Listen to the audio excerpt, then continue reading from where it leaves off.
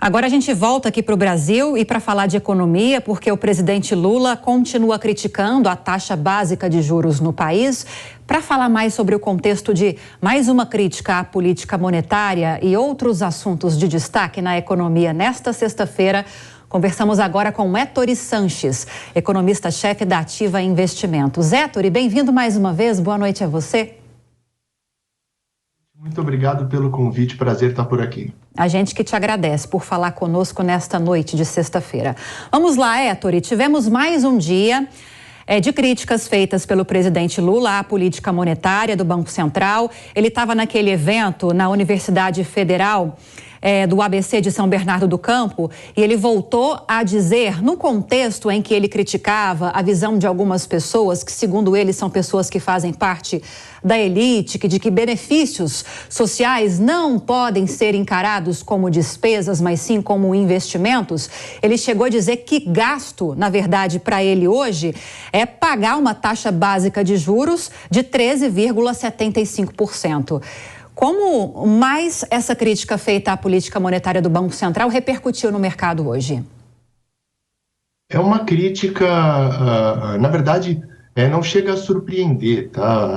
O presidente ele tem adotado esse tom intenso com relação à taxa básica de juros, né? É evidente que quando a gente pensa em termos de retórica, a gente está falando de o governo se endividou para pagar contas que eram ali correntes, e aí, para você se endividar, todo mundo sabe, eu sei, você sabe, minha mãe me ensinou que você tem que honrar seus compromissos, né? E aí você tem que honrar, a nação tem que honrar o compromisso em pegar o juro, e aí você, em pegar o dinheiro e pagar esses juros. Então, assim, foi gasto do governo, não tem muito para onde fugir. Mas assim, eu acho que o mercado acabou já não está mais reagindo tanto a essa verborragia do presidente, visto que não se trata de uma novidade. Agora, falando efetivamente, discussão de mérito aqui no linguajar político da taxa básica de juros, nós tivemos uma divulgação de PIB trimestral do primeiro trimestre deste ano, nesta semana, que superou as expectativas do mercado. Nós tivemos um índice de 1,9% de PIB nesse primeiro trimestre e o mercado parece que estimava algo entre 1,2%, 1,3% ou 1,4%. Isso pode, de alguma forma, incentivar ou acelerar esse processo já esperado de redução de taxa básica de juros nesse segundo semestre? PIB e, além disso, também o avanço das discussões do novo arcabouço fiscal, que em breve deve ser aprovado, não vou dizer nem discutido, mas aprovado no Senado Federal. A minha perspectiva, infelizmente, não é positiva para a redução de juros.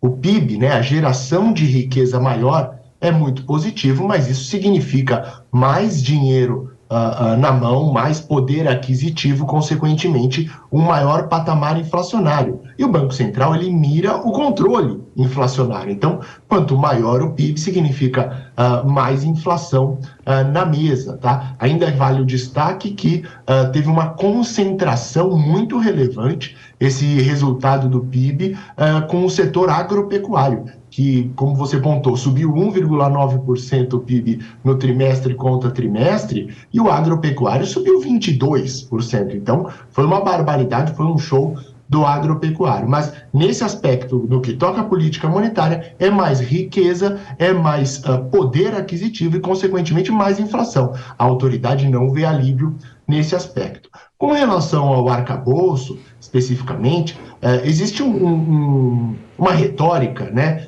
Primeiro, nós temos que construir uma trajetória. Muita gente falava que o governo seria completamente descalabrado em termos de suas finanças. E aí a simples aparição do arcabouço fez com que os ânimos se controlassem. Entretanto, a peça que foi aprovada na Câmara e vai para o Senado, ela não chega a impor rigorosamente um controle das despesas. Ela foca muito nas receitas, ela não não tem a capacidade de conter o avanço do endividamento da nação. Então, veja, mais uma vez, de acordo com o que respondi na primeira pergunta, mais uma vez o governo se endivida mais ele vai tomar esse dinheiro junto à população. Hoje em dia todo mundo tem um tesouro direto, tem uma NTNB, uma LTN, uma LFT, uma aplicação do tesouro direto, ou seja, você está emprestando dinheiro para o governo e você espera uma remuneração por esse empréstimo, né? Então, e não é só a elite brasileira, né? Como disse o presidente, todo mundo, né? A grande parte da população tem um investimento nesse sentido. Vale ressaltar que você precisa de R$30 para comprar um título público através do Tesouro Direto.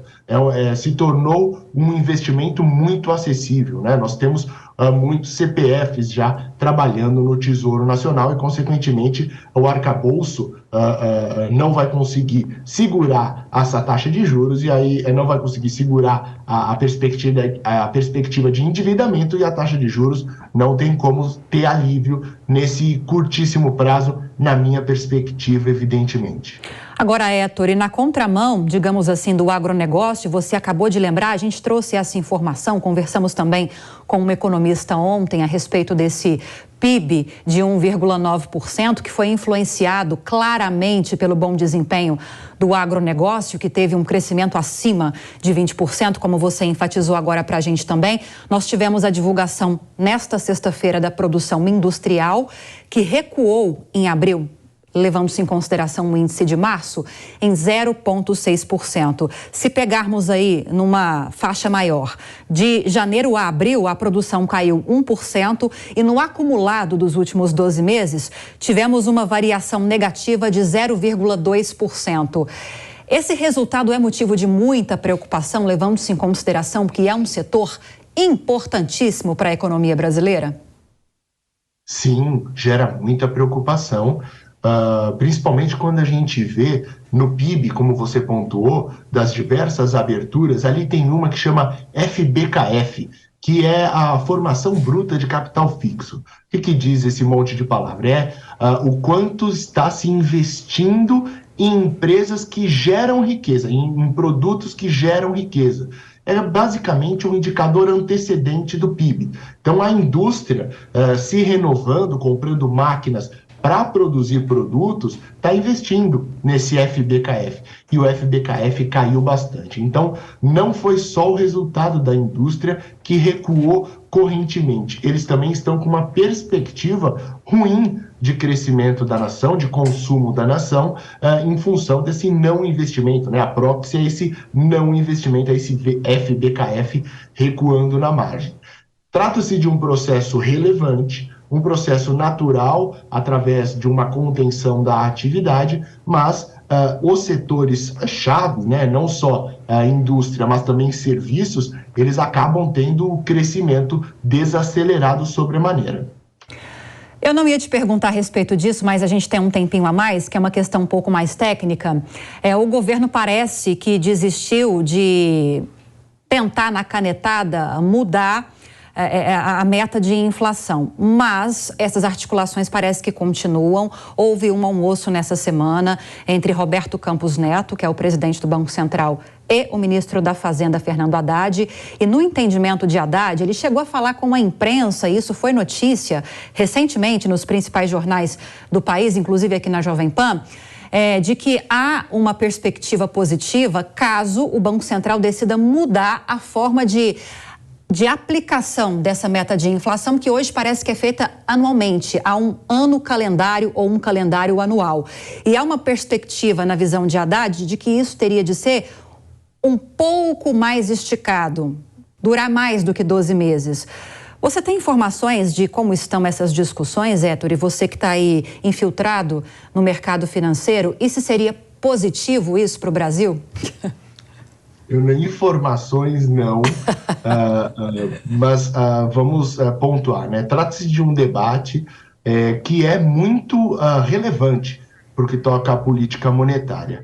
Não acho que isso vai influenciar a condução de juros, então quem espera que a alteração da meta de inflação seja do próprio número de 3% para 4%, ou mudança de ano calendário para rolling, né, que é esse alongamento, isso não vai mudar a condução de juros, né, não vai forçar com que o juro ceda em antecedência. Então, essa seria o primeiro ponto relevante. Agora, no tocante ao impacto disso, é muito relevante porque você começa a tratar a nação como um processo contínuo e não discricionário, né? Quando a gente faz ano calendário, né, o ano contábil, a gente acaba segmentando. Então cumprimos essa etapa. O jogo começa novamente. Só que a vida das pessoas não, né? É como se num ano a gente estivesse endividado, zerou o ano novo não tem dívida. Não, a dívida continua ali. Então o Brasil, ele precisa mudar desses segmentos, né? Até mesmo políticos, né? A gente não pode morrer a cada 4 anos, a cada ciclo político, recomeça tudo do zero, como se nada tivesse acontecido, temos um nível de endividamento novo, podemos gastar a granel. Não se trata disso. Então, é um aprimoramento muito relevante para o Brasil, mas que, de acordo com a avaliação minha e de alguns companheiros aqui do mercado, no qual tive a oportunidade de conversar a respeito, não se trata de algo que vai mudar sobremaneira a condução da política monetária. Repare, nem mesmo a elevação da meta, porque hoje a gente trabalha aqui, por exemplo, na Ativa, com 50 pontos de elevação adicional sobre a meta. O que significa isso? A inflação para o horizonte relevante, para 2025, está em 3,5% e a meta está em 3%. Só que os nossos modelos eles são calculados nesse diferencial. Se a meta subir para 4%, o diferencial ele continua o mesmo. Por quê? Porque a condução de juros segue a mesma. Então, trata-se de um debate que é inócuo. É lógico que, para o longo prazo, vai ser frutífero, vai adequar institucionalmente a nação e a condução da política monetária, mas, para o curtíssimo prazo, no que toca a ação do Banco Central, avalio como inócuo para não dizer que pode vir a ser até contraproducente, denotando uma leniência maior com a inflação, e aqueles 50 pontos podem vir a se tornar 60, a depender de como as expectativas reagirão. Conversamos com Ettore Sanches, economista-chefe da Ativa Investimentos. Ettore, mais uma vez quero te agradecer pela disponibilidade e pelas explicações. Bem-vindo sempre, boa noite. Foi um prazer, boa noite.